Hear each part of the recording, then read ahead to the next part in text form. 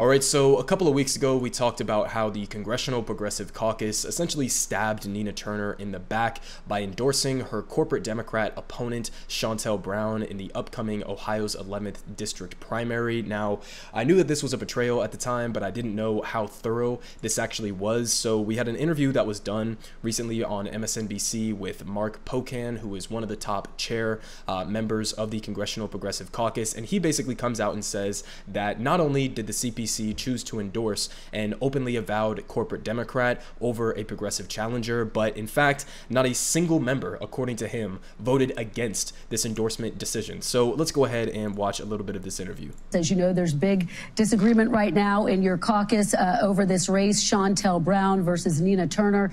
Bernie Sanders is standing by his endorsement of Nina Turner, despite the CPC's endorsement of Brown. And if you think about it, one of the strengths of your caucus is your ability to stay unified.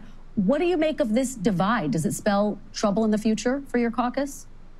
We have almost 100 members, and when we took the vote, no one voted not to endorse Shontel. So I don't know if the divide that, you know, some of the journalists in Washington, D.C., for some of the capital newspapers like to say, but we didn't have it when we endorsed someone. And, you know, the good news is you've got two great progressives running. I mean, we like this option. What I don't want to have options is where we got people who are, you know, not going to be supporting things like Medicare for all and other priorities. Here you've got people who are, and I think at the end of the day, that's good for the people of Ohio and good for the American people, but people in that district will ultimately make the decision.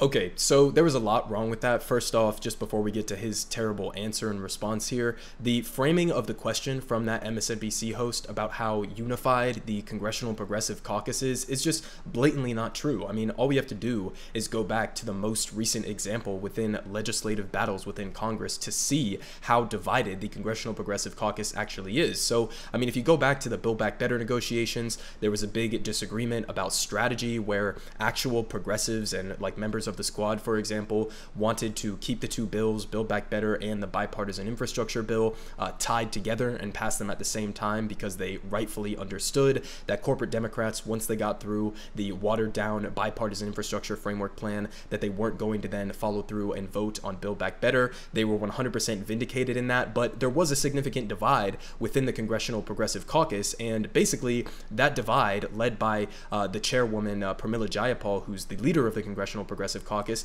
they basically just collapsed and decided to vote for the bipartisan infrastructure framework, send it out of the House, and then we know exactly what ended up happening after that. So no, the Congressional Progressive Caucus, even in just recent memory, has not been unified, and definitely not unified on actually pushing for bold progressive reforms as they claim that they support. Now, that's just on the initial framing of the question. Now we get to Mark Pocan's answer here. So again, so many different things wrong with this. Number one, Shontel Brown does not actually believe in Medicare for all. If it came for a floor vote, I am almost 100% sure that she would find excuses to vote against it. Shontel Brown supports Medicare for all, as in she is a co-sponsor of the bill, in the same way that a, you know, shifting politician like Kamala Harris is a co-sponsor of Medicare for all, and yet when the time comes to actually fight for it, she's absolutely nowhere to be found. So if you understand that a corporate Democrat like Kamala Harris doesn't actually support Medicare for all, even though she might say that she does sometimes, then that same exact standard should apply to a corporate Democrat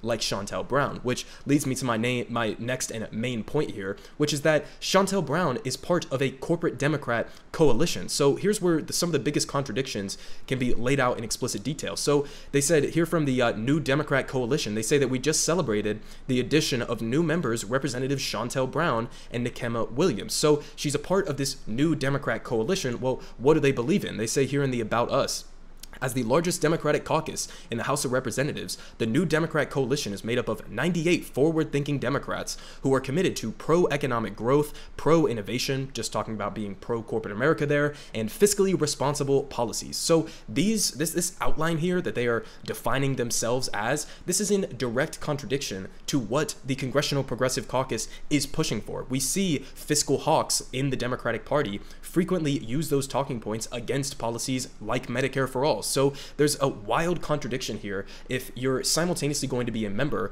of this blatant third way neoliberal corporate Democrat coalition, and then also somehow you're a member of the Congressional Progressive Caucus. Now, just as another, piece of evidence to give us a perspective in terms of how not progressive Shontel Brown actually is, well, she's literally receiving donations from Republicans, including Trump Republicans. So here from The Intercept, just as a reminder, they say, in the race against Nina Turner, GOP donors fund Shontel Brown. With 1 week left in the Ohio primary, Republican donors have picked their Democrat and the pro-Israel PAC supporting her. So this is who Shontel Brown is. She's not a progressive. She is openly a member of the corporate Democrat coalition. So the first question on everybody's mind should be, why is she even allowed in the Congressional Progressive Caucus in the first place? Number one, clearly you need to have a much better vetting process where you actually know what people stand for, what policies they are going to be aligning themselves with, and what type of agenda they want to see implemented. You have to have more stringent standards. You can't just let somebody simultaneously be a member of the corporate Democrat coalition and also a member of the progressive coalition. And if your answer to that is to turn around and say, well, we actually have complete unity within this caucus, then you have some pretty fundamental fucking problems there, because corporate Democrats and progressive Democrats don't have the same priorities. So if you have members that are part of these other coalitions, if you have members that are openly against things that are actually part of the bold left-wing economic agenda that we want to see implemented in this country, then that's a complete contradiction that you cannot square those two things. So you have much bigger problems if you actually do have a unified coalition, as he's trying to claim that they have now. That's a sign that you are letting way too many corporate Democrats into this coalition and allowing them to basically set the parameters of the debate and basically kneecap any attempt by actual leftists within this coalition or actual progressives within this coalition to make the strategic moves in order to ensure that progressive or even, mild centrist legislation like Build Back Better actually gets implemented. So the lesson here is that, number one, the Congressional Progressive Caucus clearly doesn't care about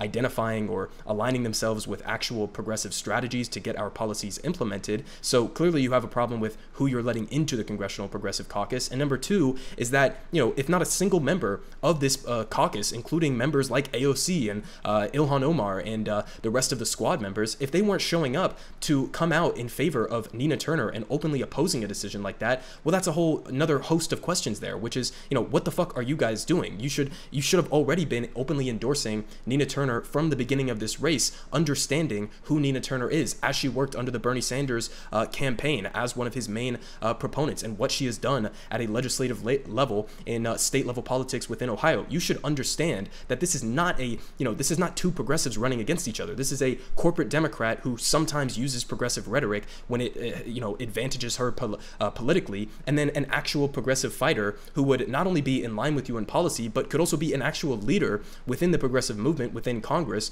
in order to actually use the strategies in order to get these policies passed. But clearly the leadership within the Congressional Progressive Caucus doesn't really give a shit about any of that. So this caucus, it's essentially useless if you're just going to allow anybody to join this caucus who wants to, use it to their advantage to call themselves a progressive. And really that's probably the main reason why somebody like Shontel Brown joined this caucus in the first place, is to say, when Nina Turner ends up running against her as she is right now again, that she can just turn around and say, well, no, I'm also a progressive. Look at me. I'm, in the Congressional Progressive Caucus. I got their endorsement. And it completely kneecaps Nina Turner's ability to set herself apart from somebody who's just pretending to be a progressive and who wouldn't actually go to the mat to fight for our policy agenda. So honestly, on all different fronts, this is pathetic. It's pathetic from the perspective of the squad members who weren't willing to come out and actually fight for Nina Turner. It's progressive from the standpoint of this entire caucus as a whole. And really, if I'm an actual progressive member of Congress, if I'm a member of the squad, I'm looking at rhetoric like this and I'm saying we need to form our own actual leftist coalition